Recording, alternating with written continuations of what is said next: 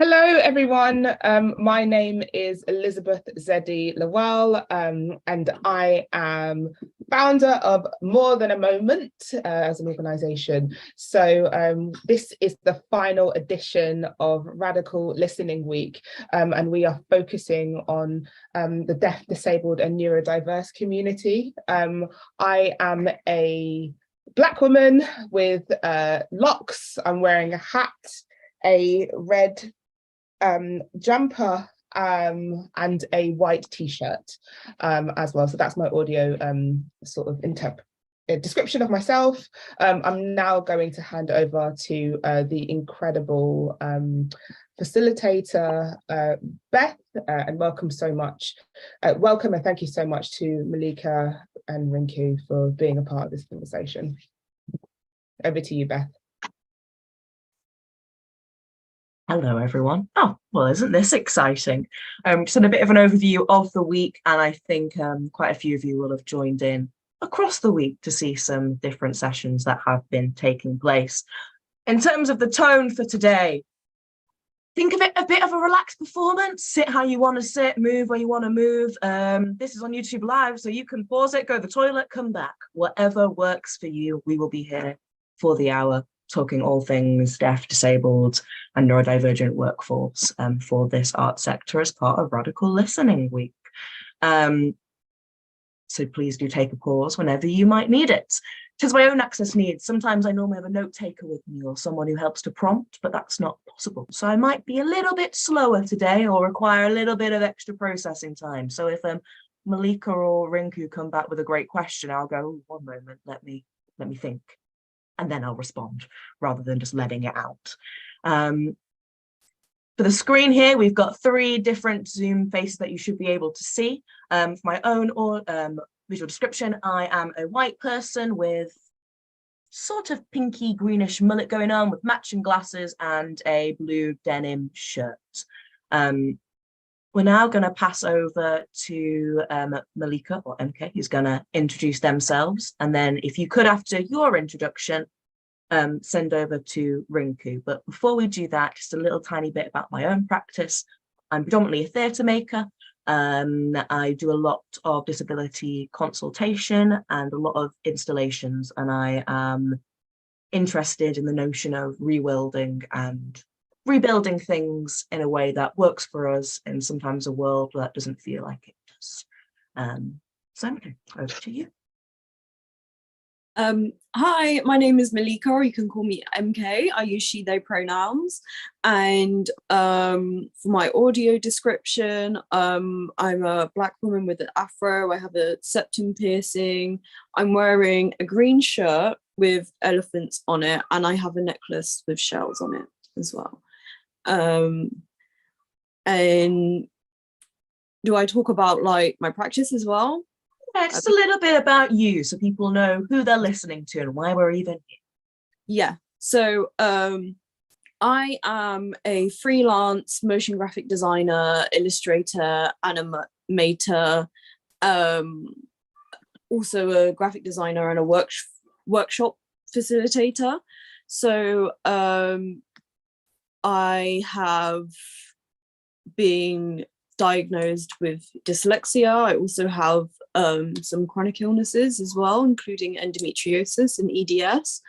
And I have been in the creative scene in Birmingham for the past 10 years. So yeah, that's me for now.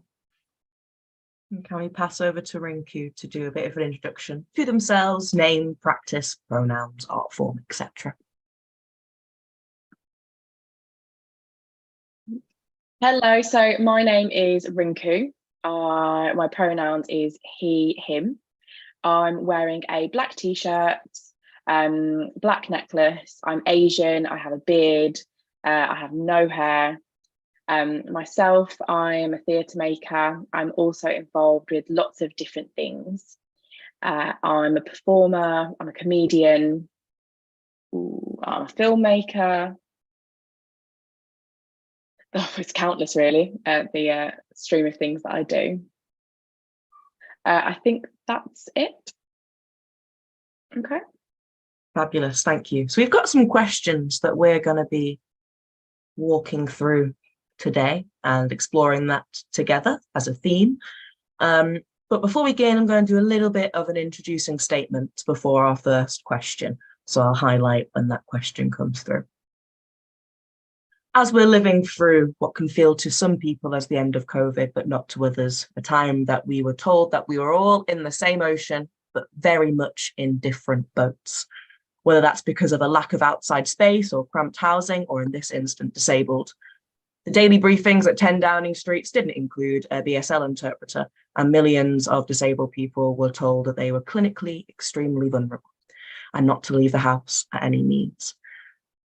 Being the first to be called for a vaccine in a world that was a bit hesitant for how we would then take up that space afterwards, as the theatres and galleries began to gather around and reopen, there's a feeling that those who are most vulnerable at the time, in a sector where we're just so thankful of an opportunity to have work, that we're having to take some risks that don't in line with our values. And others who don't need to take those risks are going ahead without having to ask those questions that a lot of disabled people need to. And we find ourselves in an industry of a bit of a scarcity culture. So I wanted to begin with a first question for everybody of, what was the first representation you actually saw or remember of disabled people in culture? What was the first thing that you saw as a kid that you went, oh, that's a disabled person?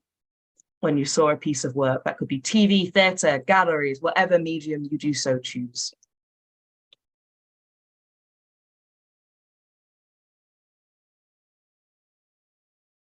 Okay, I'll go. To be honest, I think myself, as a deaf person, it's difficult because some deaf people wouldn't believe, well, some people wouldn't believe we were part of a disabled culture. I felt fine. I could walk, I could drive, I can run, I can climb. Physically, you know, there's nothing wrong if you use those words. As a deaf person, you know, on TV or whatnot, there was very few. There was no deaf people that you could see, and there was no opportunities. But I remember once in America, there was an actress, well known in a film, which I actually can't remember her name. She won an award, actually. She won an Oscar for Best Actress, and she was deaf. And it kind of showed, you know, I'm a deaf woman, I've done this. And she herself was a sign language user. And I was really impressed by that. And I'm talking about, this was back in the 1988, maybe around that time. And there was just something there, and I thought, wow, that's brilliant. I'm really impressed with that. And after that, I just didn't see anything again for quite a long time. Deaf lead actresses or actors. You know, there was nothing that I really saw. Deaf artists, deaf performers. There was nothing around, so it took quite some time. So deaf people getting involved seemed to happen really late within mainstream media, probably after the 2000s. So it was quite late and started to infiltrate the media. So there was a few, obviously, that represented us, but not until much later. And I think that's really interesting, because sometimes we see a thing that will have disabled people in it, whatever we mean by that, and we go, oh, it's for us. Oh, good, there's one of us in it. And we get a bit excited, and then we watch it and go, oh, actually, that's not for us. It's for a non-disabled to watch. This is entry level. This is actually not built for me. But we just get so excited to see one of us on a stage or one of us doing a piece that we're like, brilliant, let's all go and see it. So there is that kind of thing of working out what's even for you and what is for me. And I think it's interesting that you picked up on just how different we all are in this community. We're not a homogenous blob who all agree on certain things, you know, like a family, we all disagree on stuff. If you've had I had a family christening last week, we can all disagree on many a thing, but you are still part of that group, and we'll talk a little bit more about that in some of the later questions. But thank you for bringing that up. How about you, Malikah? What was the first kind of disabled representation that you can remember in culture? Oh, good question. Probably, I think there was a character on Tracy Beaker that had cerebral palsy. What were they called? I remember them. Layla? Yes, thank you. That would have annoyed me all day otherwise. Yeah. yeah, I feel like that was the first one that I can remember, and yeah, I just started to kind of notice a lot of people who didn't watch it found it harder to understand what people with cerebral palsy were saying because they weren't exposed to it. So that was quite interesting, to be able to see the difference, or like certain friends would not know like what she was saying and stuff like that. I also remember in terms of like dyslexia, like something that I have a diagnosis in, I was actually given a video by someone. It's like a little DVD at the time. This was probably 2000 and 2007, and it had this little DVD with kids who were talking about their experience, what it's like being dyslexic. And there was a girl there around the same age as me who was like, oh, this condition's made me feel like my life isn't worth living. And they're playing like this really sad piano music in the background and stuff like that. And then it made me feel really, really sad. Like it was something that I was still coming to terms with as like a 7 or 8 year old. But you know, it made me feel awful. Yeah, I know that. On the other side, imagine if there was a little thing that was handed out that was going, this is Brian. Brian gets on the bus at 7:30 in the morning and he goes through to his day job in an office.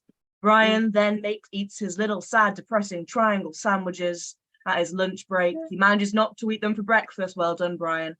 And then Brian goes for a little walk in the middle of the day because he doesn't know what else to do. Brian then goes home and contemplates his mortgage and meaning of life. That's my worst nightmare. But there's no sad little piano music in the background for that, is there? So that's the bit that always interesting. Why is that the bit that goes, oh?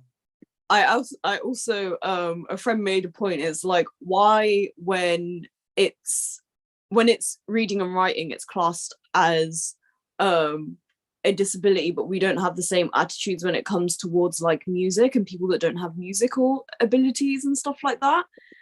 So there's that comparison. It's just like people who can't dance and stuff like that as well, like and how it's interesting what like they do and don't class as a disability in that way. So yeah, I'm just trying to imagine me sitting with my cousins and like playing some music in the background really sadly and being like, oh, you don't know what I'm playing, do you not? That must be a shame, mustn't it? Yeah. Oh, poor you. Shall I put on my Pudsey Bear outfit?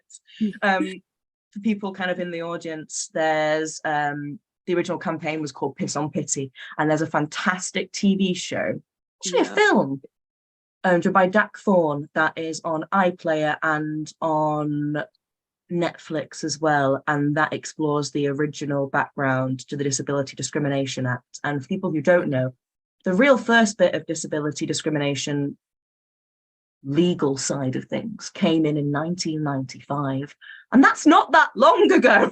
That was the first time people went, oh, we probably should put something in law here. And only this year did we get law changes around BSL use in schools. But I do think that's really interesting around that culture point, because I know in my own family, I can speak about queerness in this bit, that we could talk to the days gone end or change as many legal things around gay marriage as we wanted to. But it was a gay kiss on Corrie that made some family members go, oh, if they got it on Corrie, that must be all right then.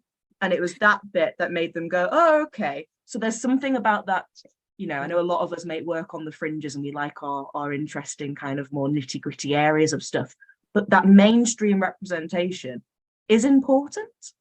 And that changes things for people. I do think like every representation of dyslexics and a lot of people with learning difficulties is just like them struggling with it and feeling really sad about it, and then essentially like what you're saying, people pitying them and people being like compared, like, oh, like if I finish something on time, people be like, oh, even Malikah finished before you, and like things like that, you know. So it's just like, and then also having people get kind of like defensive in a way, thinking that, you know, that I would pity myself in a certain situation and you know, project their own views onto me. I don't know if I explained that well. No, you did. And I'm conscious that in terms of audience-wise, people have different reference points to disability and everyone's on a different journey. We are in that with every different thing that we're monitoring, but that's when we'd start to kind of think about the different models of disability. But just to come back to that original question, I think my first thing that I saw, and I saw you yesterday at an event, MP, and I think I mentioned to you that I think the first thing that I saw was Captain Hook. I think that was the first bit of disabled person I saw, maybe Forrest Gump. And it's that kind of thing of they're either awful or they're embarrassing or they're mean. Or on the other side of it, they're just not there. So you're either like there, and that's your character. That is you. It can't be anything else. Or it's the complete other bit where it's like X-Men. You know, it's like, or I sometimes think about the 2012 Paralympics, which, you know, really changed the game, but it did mean that we started to see disabled people as superheroes. And you're like, you can be middle ground. Middle ground does exist between sympathy and being a superhero. I can just be normalish. Like I can just be okay. I can be annoying. You know, that is allowed. But just to move on to the next question, I think we start with Rinkoo on this because he's had such a different kind of training route. We've all had very different training routes, and it's be quite interesting. But it'd be great to understand your journey of working in the arts and culture sector, but how you've navigated that as a disabled person. But thinking a little bit about your training, if there was any barriers and joys en route, both sides. You know, there are good bits where someone you've gone, oh, that person was brilliant and they motivated me to keep on going. But I think a big bit that we've already kind of realized is that there wasn't necessarily somebody on the TV or on the stage or in a gallery that we went, we want to be like you. So it's been mapping out our own ways.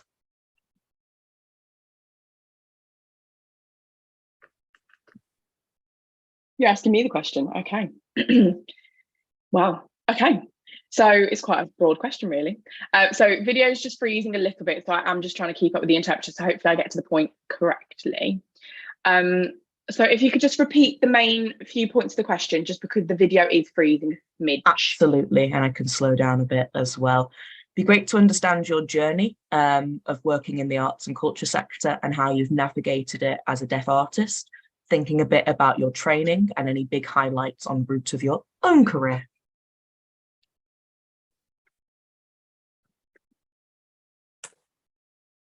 Okay.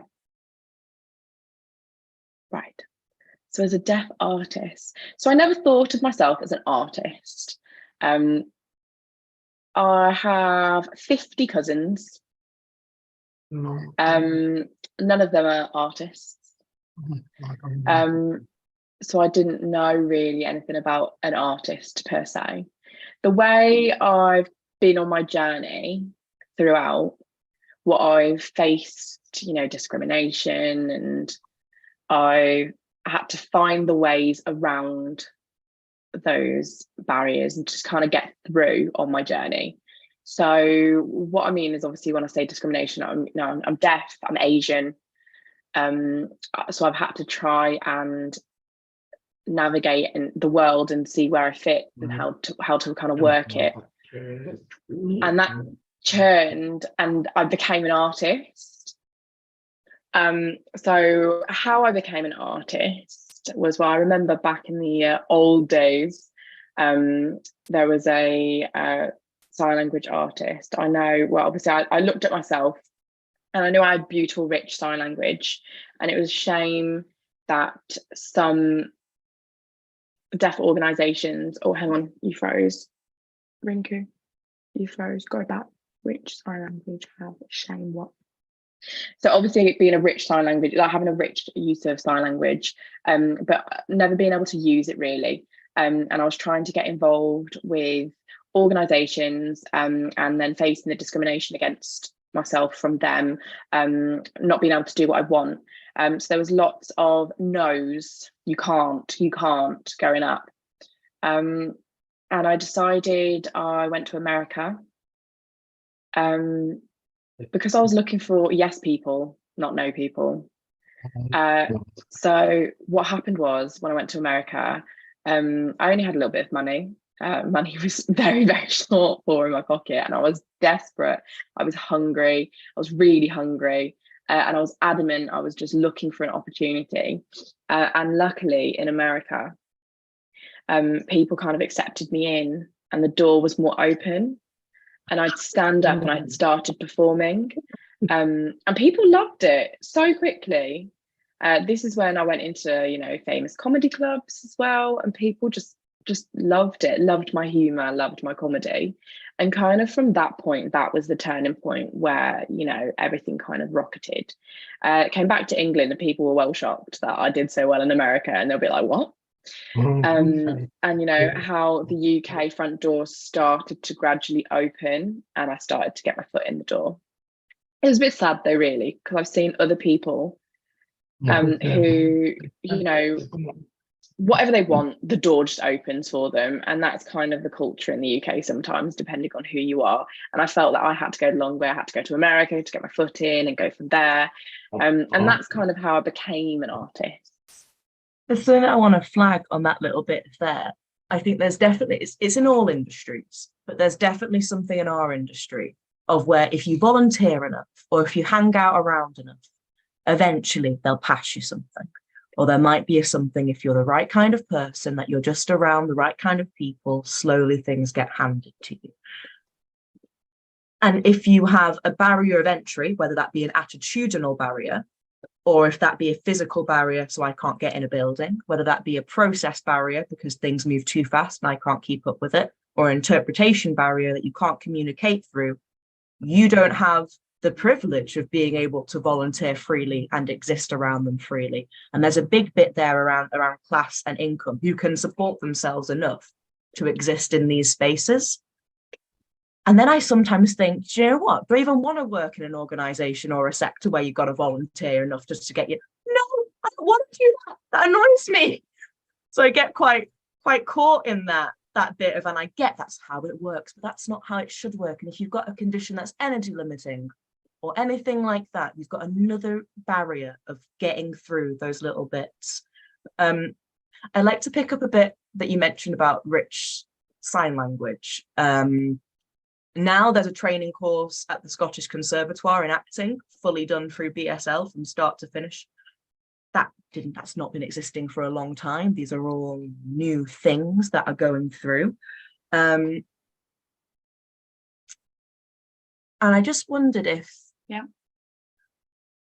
how things have been for yourself as a BSL user, trying to make sure that those things are in place when you go in, having enough BSL interpretation, but taking on that load yourself. Do you get support with making sure those things are in place? Or is that another thing that you've had to think about during your career to make sure those things are in place?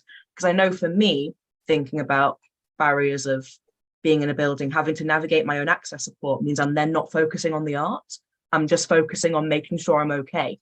And that means my best art isn't happening.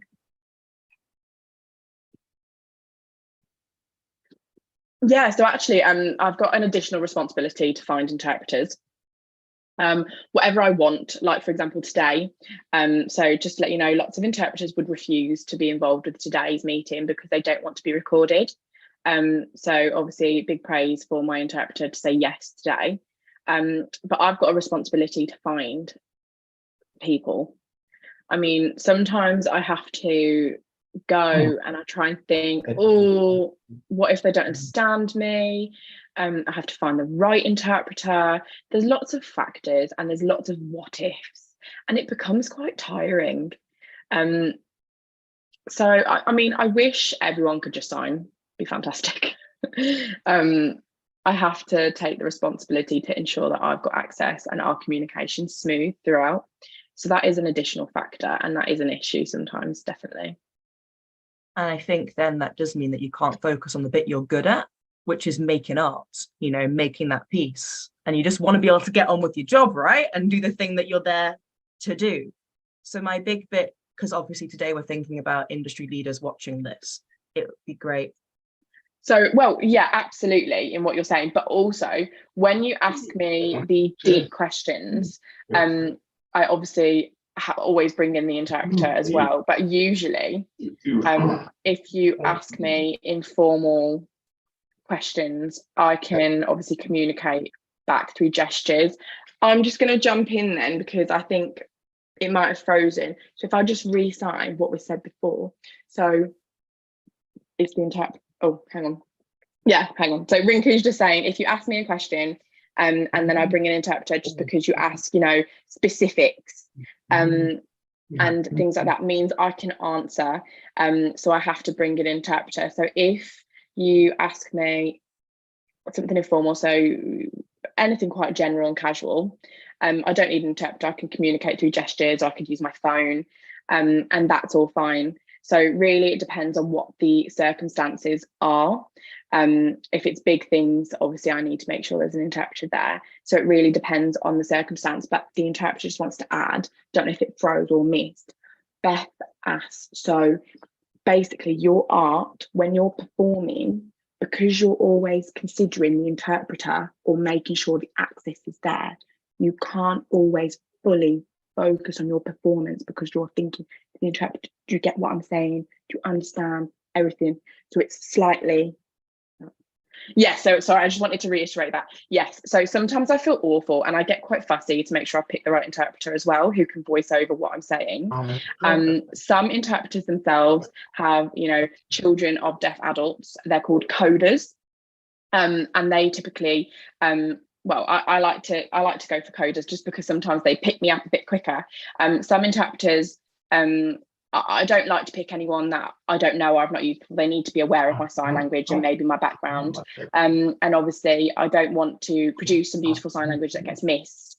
And a lot of the time it's based on the English as well, and the kind of how the structure is. So it very depends. There's a lot of factors involved. And there's also a lot of trust going on there.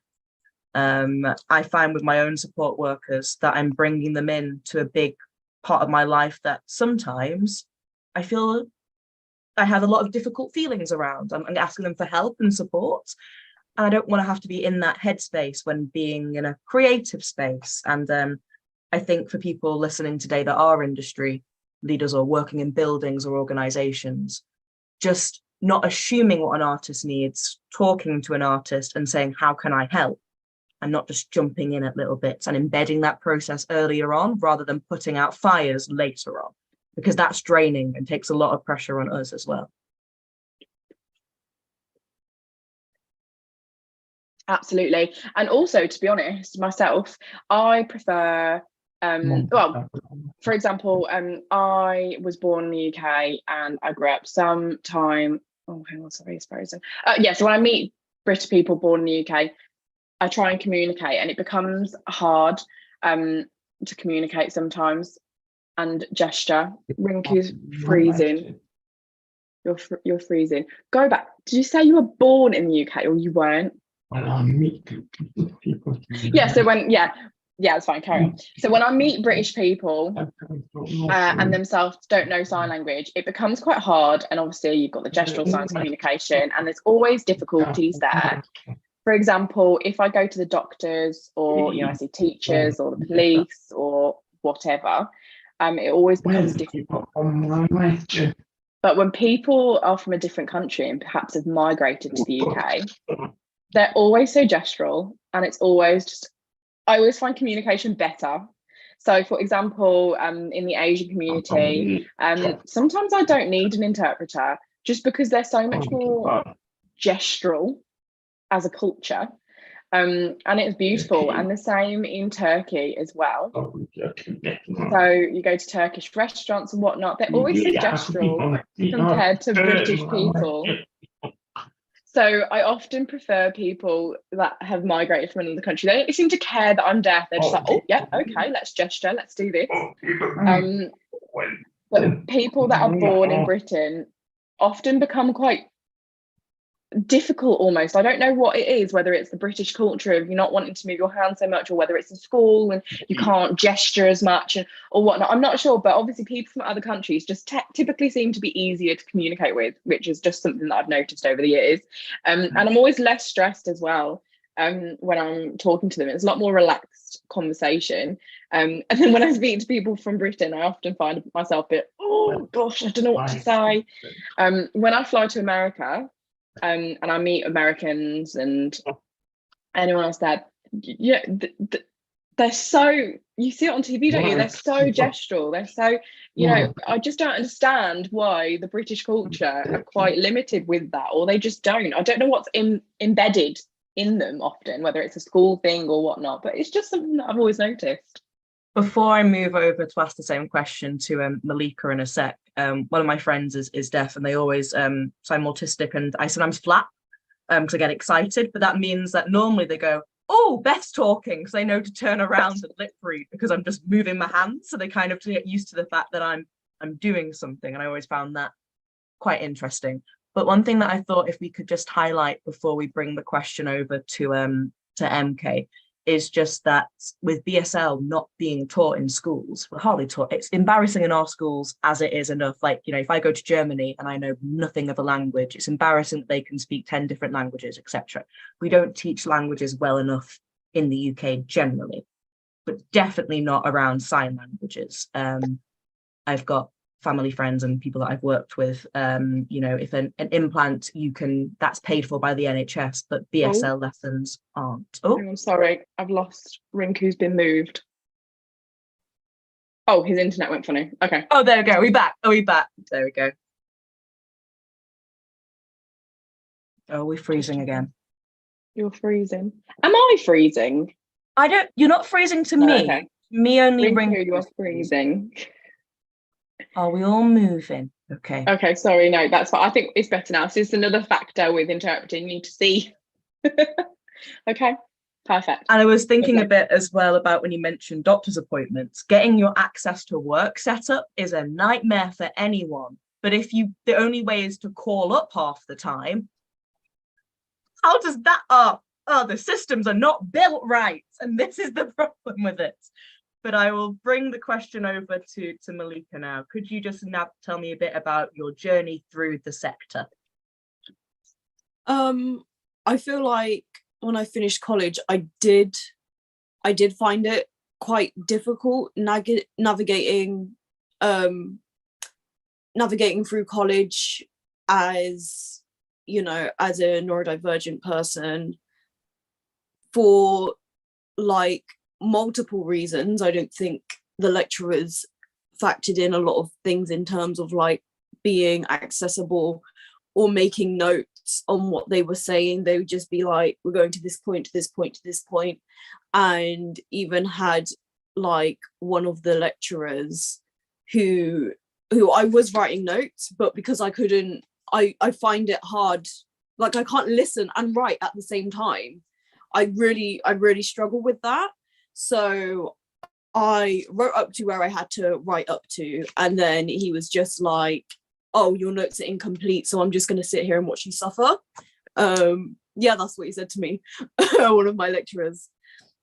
And there were a few other students who also requested that we can have some of our lessons online, because that would make it easier, especially some of them had long journeys that they had to travel to get into college, but there were also some issues with like us being in for like 2 or 3 hours on some days. So they said, can we just do these 2 hours or these 3 hours from home? And then I kid you not, our lecturer was like, no, I wouldn't want to sit in a video call with you. What if one of the girl students pulls one of their tits out?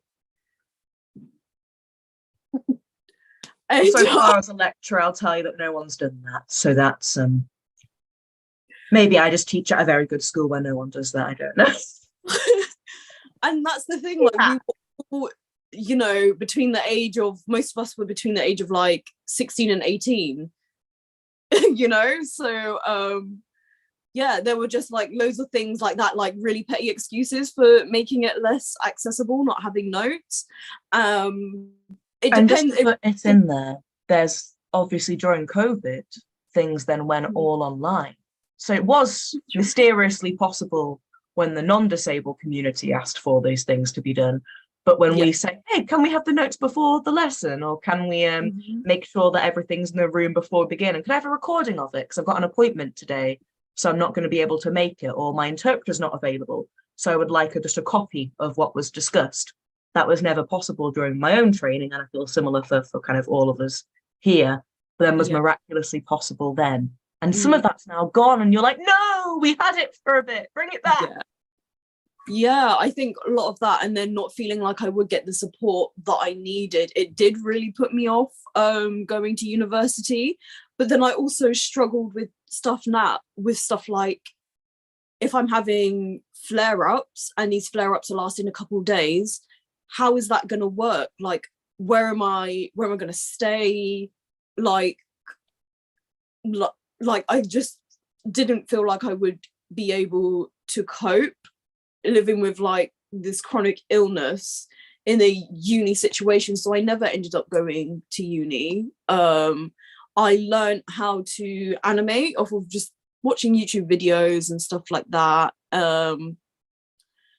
And I just kind of took it from there. I just started posting my work on Instagram and sharing it. And then from then I started getting more and more work.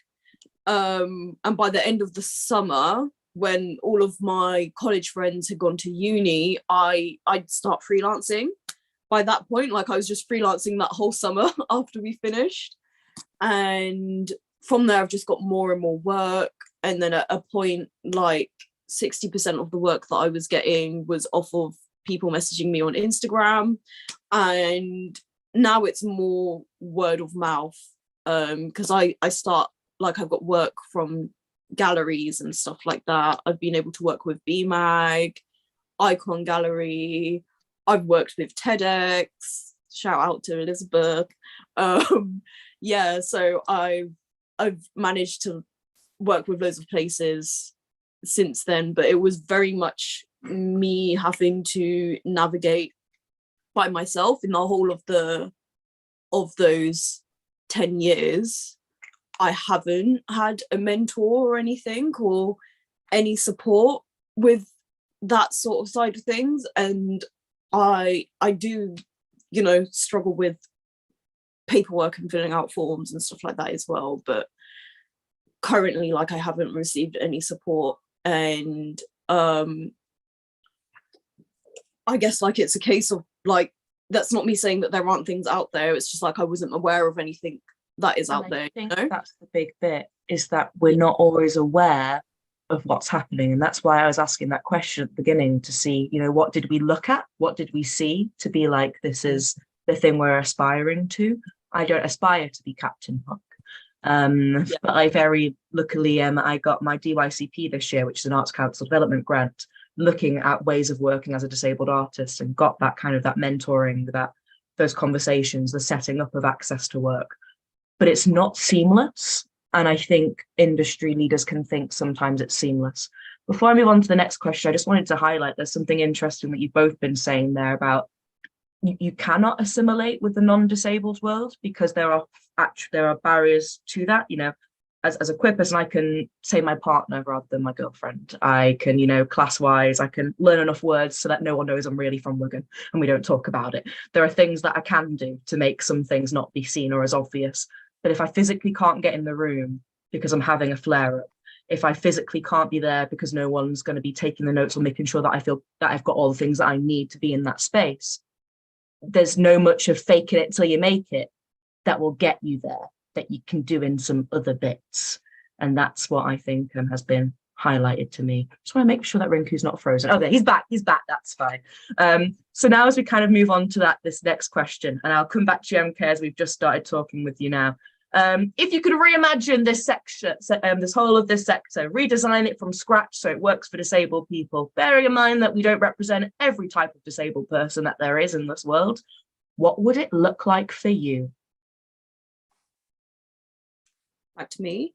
Yes, thank you. Oh, yeah, so I think, again, just informing people, I think it should be mandatory for, like, if you do end up working in a new workspace, to be able to tick boxes. Did you realize that you had these rights?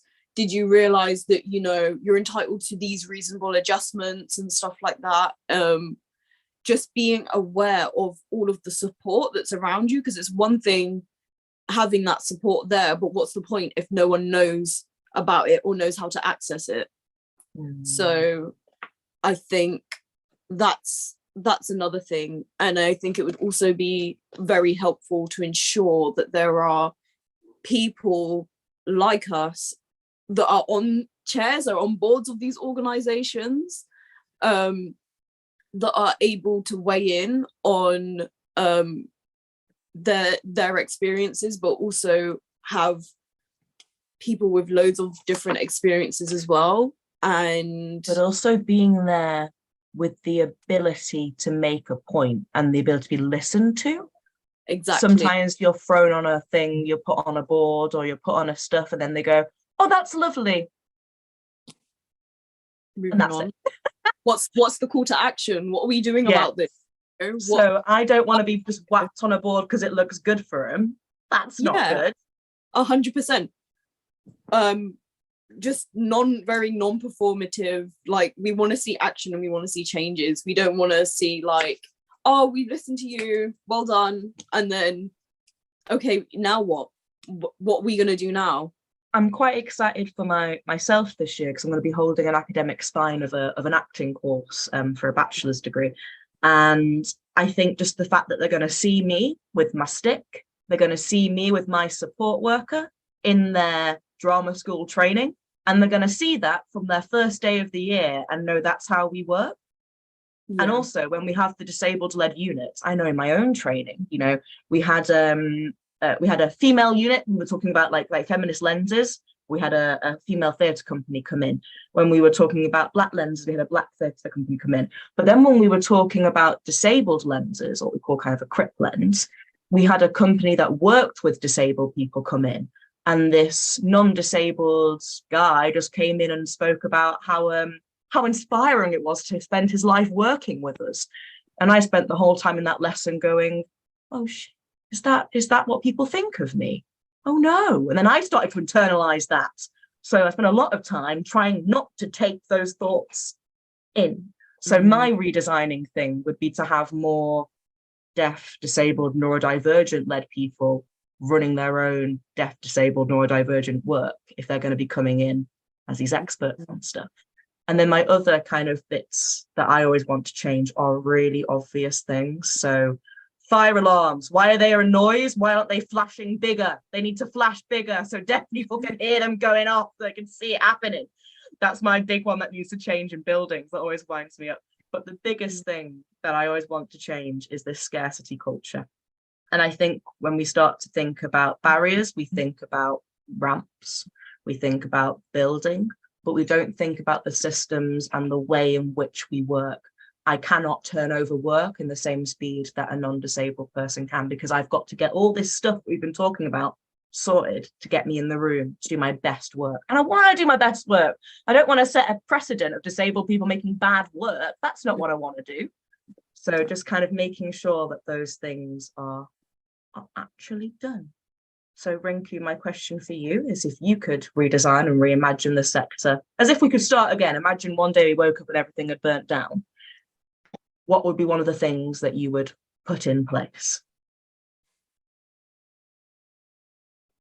Oh, I have to say, normal people are boring, because everyone has you know, well, a lot of people have unseen disabilities as well, and people have different kinds of disabilities, and also I'm learning those barriers as well for the unseen disabilities and the struggles that they have, and how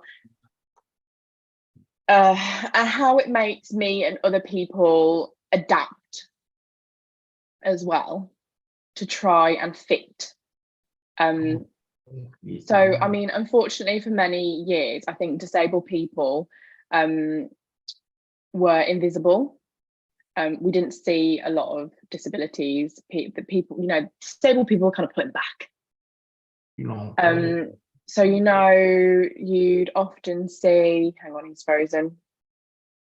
He froze. Think spell again, please. Froze what? Netflix. So on Netflix, one program or one TV series called Breaking Bad. The actor themselves, I forgot his name. The actor has cerebral palsy. I was addicted. I was so addicted to that program, and that, you know, it's kind of like a real world representative, and the relationship with the father and the mother and their life, what was kind of going on in the background, what was going around. It felt like that was, you know, I'd rather show more disabled people's, you know, real life representatives, and just make that more acceptable, that they are part of society and they're part of our world. I don't know if I've answered your question properly, but for me, I don't like people who try and pretend, who brush it all under the carpet. I'm fine, I'm normal.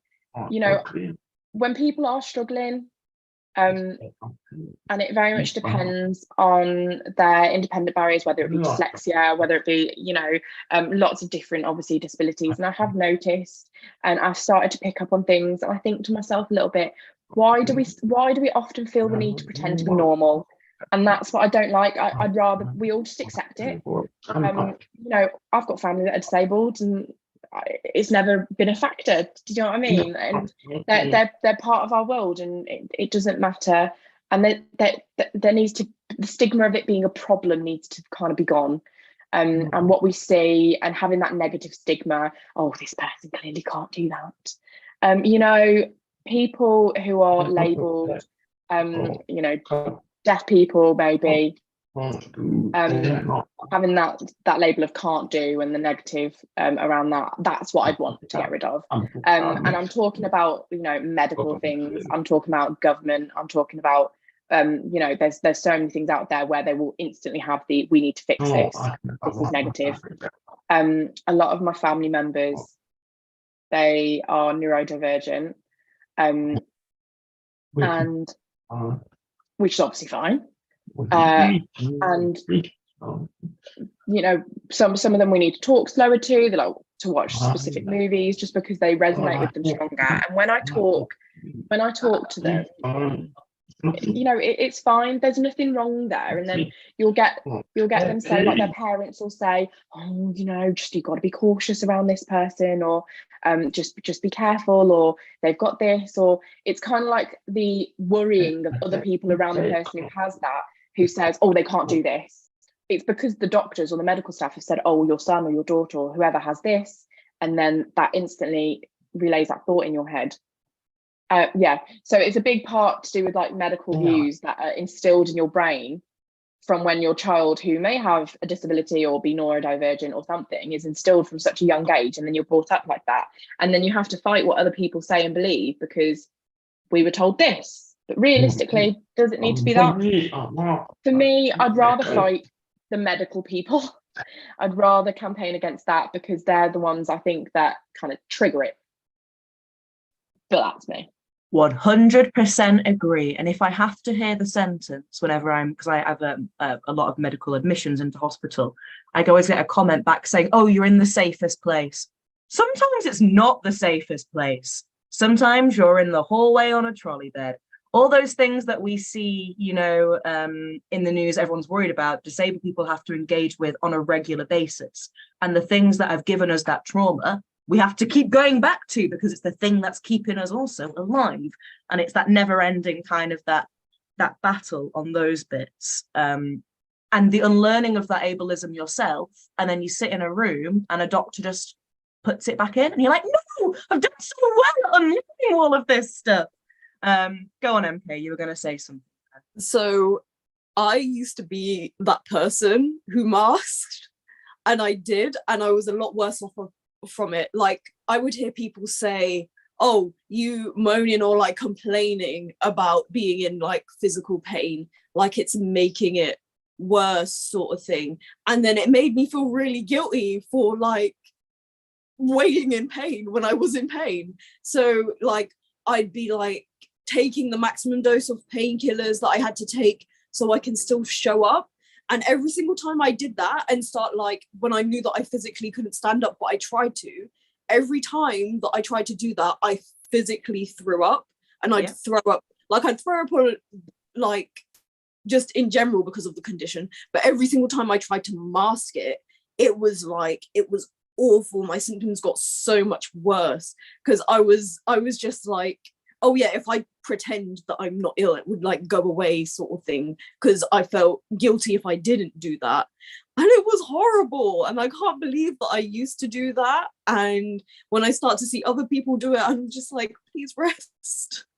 Just rest. But it's, and I think it's such a thing with this industry, because there's that feeling of, what if I don't get the next gig?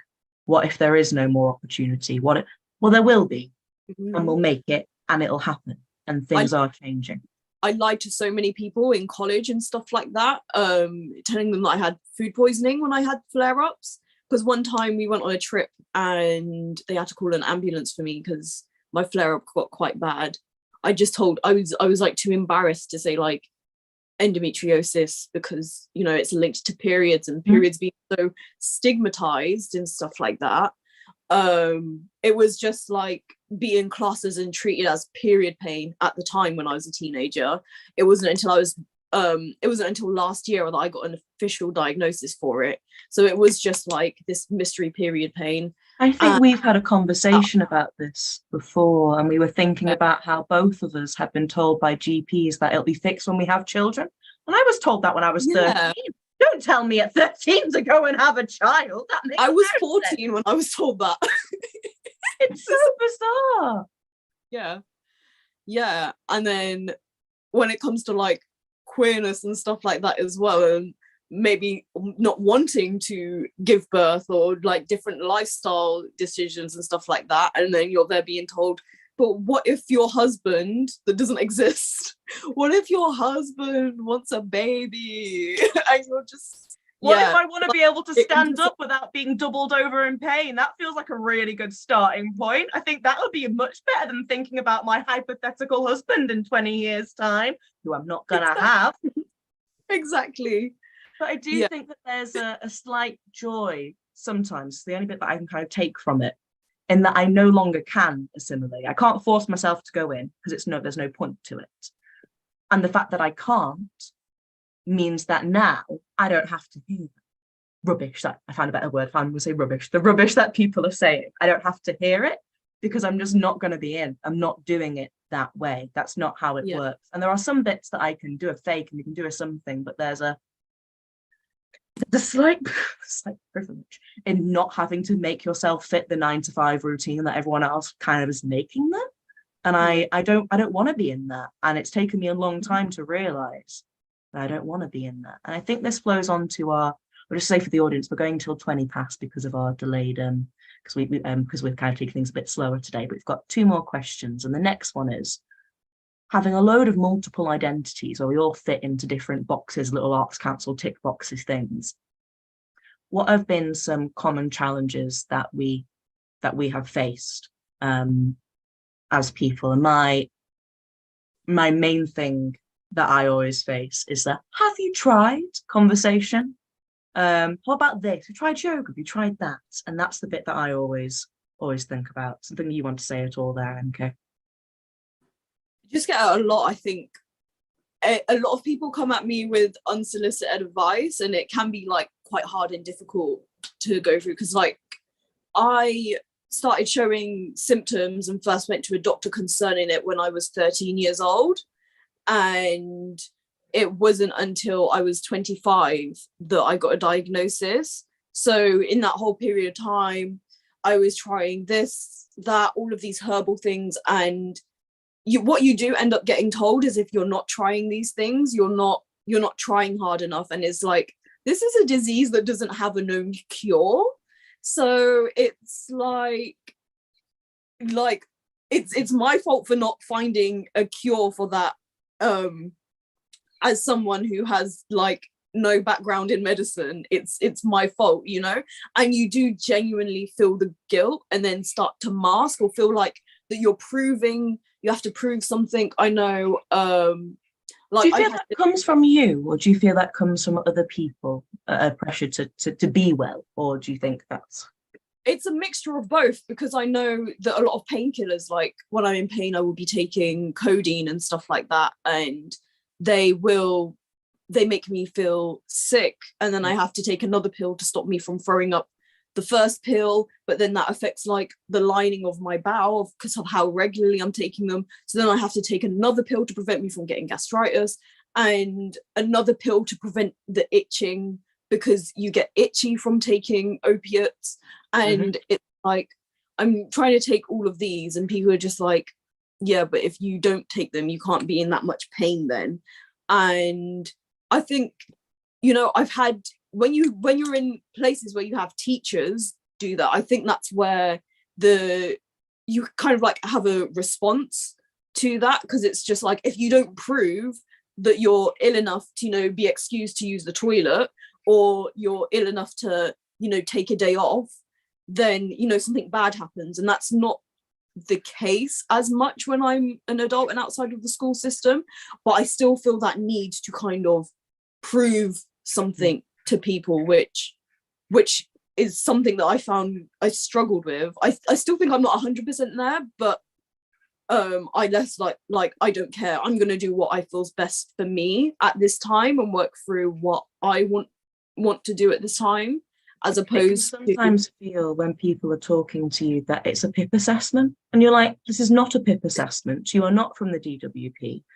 You are someone trying to make a project with me. Stop it. You're misbehaving. Why are you behaving like this? There's no need. Yeah. The big one for me, you know, with my queer intersection, is that, you know, if I go to a big Pride event, I'm normally tired because I've normally done a performance as part of it.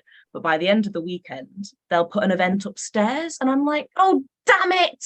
I can't even get to my own final finishing event. And you're like, this is meant to be a Pride celebration of inclusivity, and it's all up. Yeah. Yeah, it's difficult finding accessible spaces as well. Although the big thing at the moment is whacking an interpreter on, but not highlighting them on the stage, so you can't see them because you're too far back. There's no, the viewing platform is nowhere near the interpreter. So they've just spent all this money on an array of interpreters that no one can see. Yeah, it's a bit ridiculous. Yeah.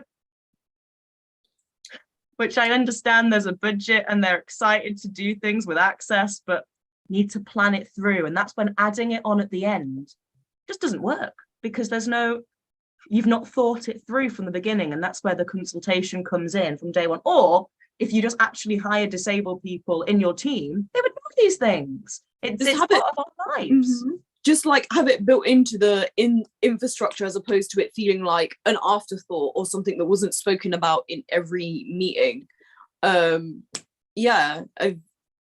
It's just something that people don't really consider, or leave it till last minute, and by then it's like, and by then they call a disabled person and go, help us, and you're like, oh, I don't have time, I've actually got work booked in for the next 6 months, when do you want me to do this?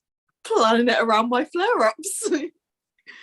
The last bit before I ask about a good piece of work to announce, but I just wanted to ask you, what's one bit each of good practice that you would like to say today? An example of a good bit of a good practice or a good way of working. My example is working with an organization who did think from day one, how do we get this going for the end access wise? And they started planning it in their design brief and their production brief. It was there from day one, rather than at the end fitting it in. Is there an example of best practice that you could share?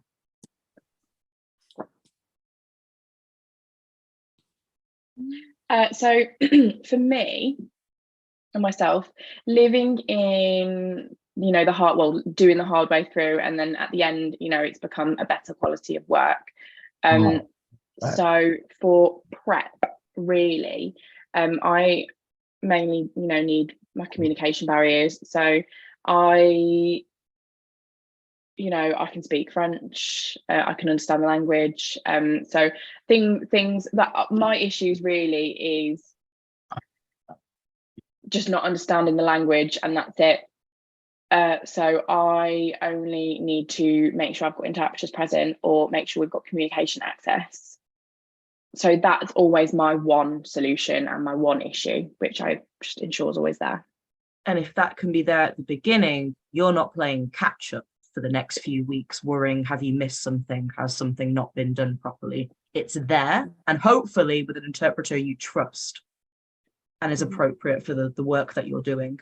I always think about it in terms of audio description. I saw a really quite rough and ready piece of theatre work, and the audio description was, the man enters the middle of the stage and urinates. And I was like, no, the dude walked through, he splayed around because he was drunk and he took a slash. That's what actually happened on the stage. But the director never listened to the audio description to go, is that what actually happened? So it's about, is the person even appropriate for this piece of work? And Malikah, is there one bit of best practice that you can think on?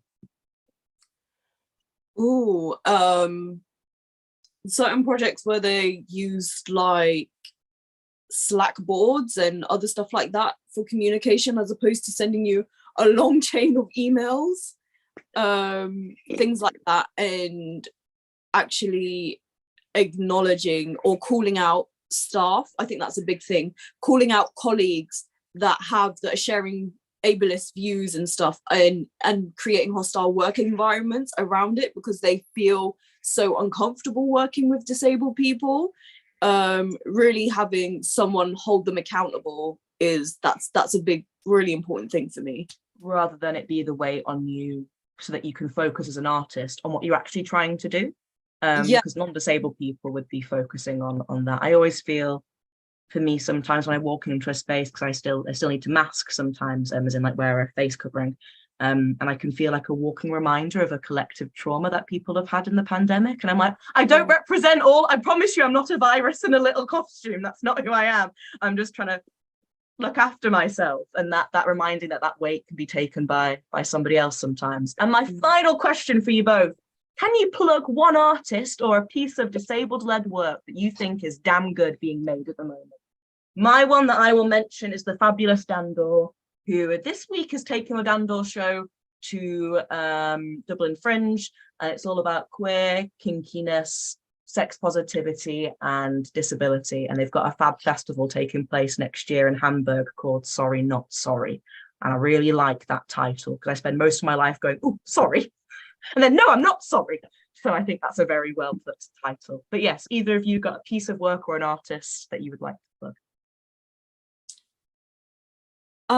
I would say I'm working with an organisation at the moment around endometriosis and chronic illness. We're looking to have a party and stuff like that around that. We're also exhibiting some of our work at the Vagina Museum.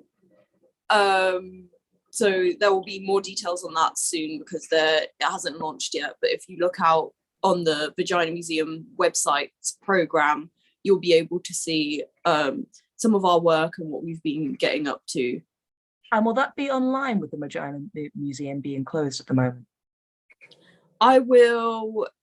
It's getting relaunched. Yes. So it'll open back up again next month. And yeah, there will be more details. It's too soon for me to share any of the details, but if you keep an eye out on the website, Keep an eye on that. towards the beginning of October, you'll have all of the information you need on there. Fab, Yeah. I'm a fellow endo person myself, so that's always good to hear. And Rinkoo, a piece of work or an artist that you would like to share?